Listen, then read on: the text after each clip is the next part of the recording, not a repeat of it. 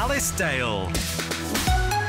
BBC Radio London. Hello, it is that time in the show for the Green Room, the feature where I invite someone from the industry, in the creative industry, who's at a place just about enough experience to give you advice on how to get into what they do and hear about their latest projects as well. I'm very excited to be joined by comedian Tom Mayhew.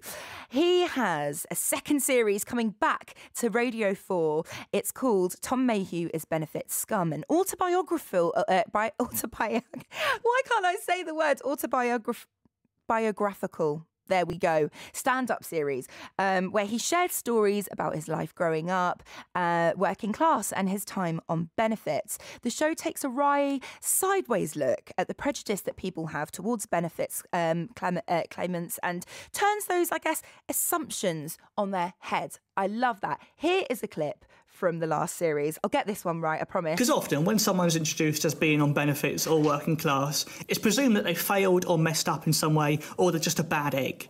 I can remember one time when I was working at Sainsbury's and one of my old teachers came in and I said, "Hey, it's Mr. Gray, you used to teach me business studies." To which he said, "Oh, did I? Oh, well, I clearly didn't do a good job then because you've ended up here." And I was like, "Mate, you've insulted both of us with that sentence." There we go. Love it. And do you know what? I am one for truth and kind of people's real lives that come through in their stand-up. That's exactly what Tom does. Hello, how are you doing? I'm very good, mate. Apart from the heat, I'm lovely. How are you doing? I'm good. Do you know, heat is like Marmite. We love it and we'll get out, we'll get a tan, or we're over it. Do you think you're over it already? I think I was probably over it 2 months ago, to be honest. Yeah. I'm very much a winter baby, so when it's hot, I kind of just want to eat ice cream all day, and I want to basically live in my fridge freezer. It's not for me. Are you more of a fan of heat?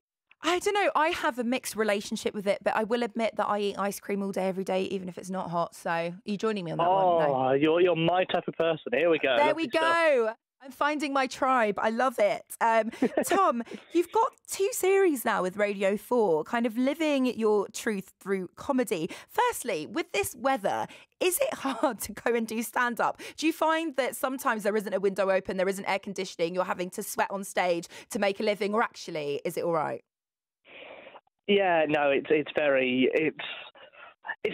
not the nicest time to gig, to be honest, partly because I think people would rather be outside in the sun with a beer or something like that, but also because it is, you're under the lights, you're trying to perform, but really you'd rather just sit down and chat to people in this weather, to be honest. You're like, okay, guys, it's too hot for me to move. I'm just going to sit here, and you can imagine I'm moving. Just close your eyes, just chill out. Yeah, just put your legs up, forget about, life's responsibilities, enjoy the heat, let's get the tan on, love it. Look, I want to hear about this series that you've got, because I hear that in the new series, you take an issue with a term that was mentioned at the top of the show, the staycation. Let's unravel this and what we can expect in series 2.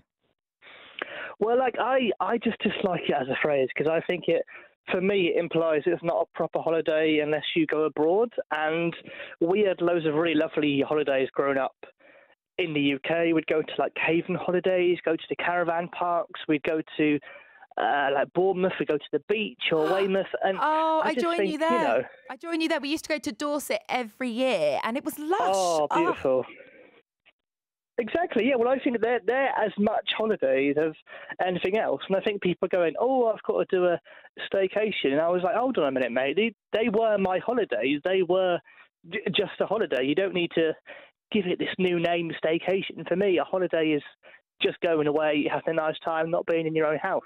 You know what it was, Tom? And everyone has a right to reply, but I think the coin was definitely coined just to be a little bit trendy out of lockdown, wasn't it? It was like, oh, people can't go abroad, but we've got a staycation for you. We've got, it was something for advertising, I reckon. Yeah, there was some very clever marketing man who thought of that. I think or marketing woman or marketing person. I think you're right, yeah. Definitely. And look, it's not just staycations that you chat about in this. I know that there's the other episodes explore conversations around football, being LGBT and working class ambition. Now, how long is the series, Tom? It's 4 episodes, Yeah. and they are 15 minutes each. So how do you, in 4 episodes, depict what you're going to talk about and fine line it down? Because surely there's so many experiences that you're ready to share and that feed into your comedy. So is it an easy process to kind of whittle it down to 4 episodes? Surely not. No, it's really difficult, to be honest. It was for the recording, I think we needed about like 40 minutes of stand-up, and I was actually on stage for 1 hour 50. So we had to basically cut half of the stand-up out to fit the radio show, because you know when you're making something, you always rather have too much than not enough, and we took that kind of idea of wanting more stand-up than we need, but it does mean that sadly there's a lot of really good stuff that probably won't make the series, but hopefully they'll be in my life work or something like that. Definitely. I'm sure that, and it gives you so many things to play with for future ideas, future radio series, future podcasts, wherever it takes you. You talk about working class ambition quite a lot in your sketches, especially in this radio series. Can you unravel what that means to you? And growing up, did you feel like you weren't encouraged to follow your dreams? And did you feel there was a lack of support? What was it like? Just be young and creative, I guess. Yeah, well, I feel like my parents were always very supportive, but I do feel like when you're trying to chase these creative dreams, people from different backgrounds usually find it easier to chase those dreams and get into those industries. Like if your dad's Roland Keating or something, it's probably more likely you'll be a DJ on the radio. So I think for a lot of us, if you sort of come from that background, you know, my mum worked at Boots and my dad worked in a warehouse, so I didn't have any contacts through them really. It was just scrabbling around trying to do it all yourself. And then you've got the money aspect, where a lot of these industries are working for free for years before you finally earn money. You're just doing so much for free, and then, you know, it takes you about 3 or 4 years to finally break even. Yeah. And so, you know, if you come from a background where your parents can't give you that money, it's always going to be trickier, I think. For sure. And I mean, you say that you've had these years of doing, working for free, just getting those gigs in, so you can progress with that one thing you really love. And now you've got the Series 2 on Radio 4. How did that unfold?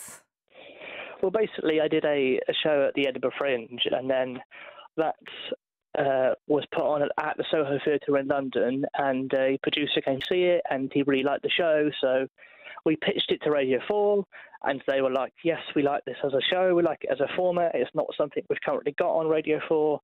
And then the first series we recorded in lockdown, actually, so that clip you played was actually, it's got like a virtual audience over Zoom. So we recorded that in lockdown, and then that went well, so this second series will be the first series that is in a comedy club, which is really exciting.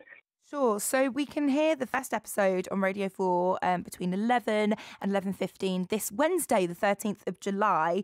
It will then be on again on the 20th of July, the 27th and the 3rd of August. So we've got a couple of weeks of getting to know you again, all over again for some people, but also maybe not for those just tuning in.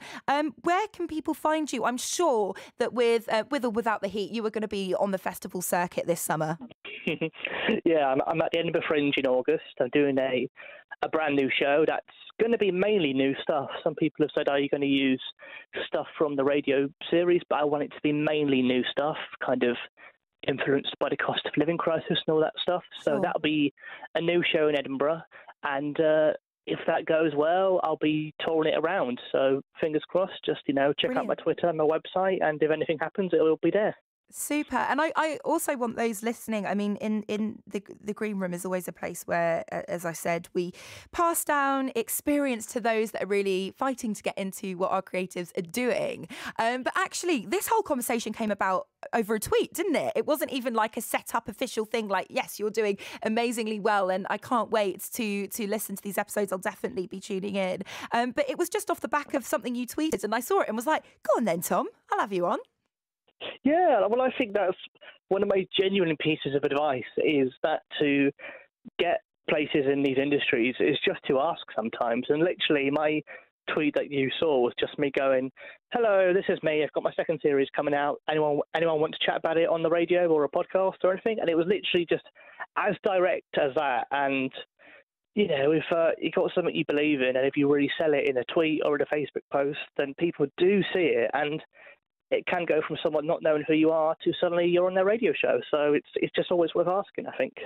For sure. And look, I'm sure there'll be people listening who don't necessarily have the contacts, the connections, the experience to feel like they could get to where you are now. What's your advice for someone that maybe doesn't have the money to travel all around to gigs? Is the internet a really good place to start when it comes to building the confidence? I mean, I know that when you were growing up, it was slightly different because, as you say, you were doing all these free gigs, but some people might not be in a position to travel. So what would you say? Or to anyone that maybe is just doing skits in their room and they don't quite have the confidence to get out there, where can they kind of start pushing that love, apart from obviously via BBC Upload, something that I keep reiterating through the show? What would you say to these people that want to just be doing what you are doing too? I would say that the internet is only getting better and better, and there's only bigger and more audiences. It's only growing every single year, the internet. And I mean, especially since the pandemic we had and all that stuff, now there's so many gigs that are like online gigs where you can basically do stand up to an audience from your bedroom. And that wasn't really a thing before, but now they're still a thing. They're still out there. And I know loads of people who did their first 20 or 30 gigs kind of, you know, over Zoom, and now they built their confidence up, and now they do gigs in real life. They're doing things at the Edinburgh Fringe, and it's just like, yeah, it's never been easier to really put yourself out there, take a risk, and if it goes wrong over Zoom, then odds are there's only about, 20 people. It doesn't really matter too much. You can just try again next night, and I think that is the easiest, quickest, and cheapest way just to just give it a go. You've got nothing to lose. That's what I would say to people. For sure. Thank you so much, Tom. Thanks for your time this evening, and really great advice. If anyone's listening, you have to check Tom out and his autobiographical, got it there, said it in one, his autobiographical radio series, Tom Mayhew is Benefit Scum, will be available to listen to from Wednesday the 13th of July on radio for between 11 and 11:15. Thank you so much. Thank you for having me. This was lovely.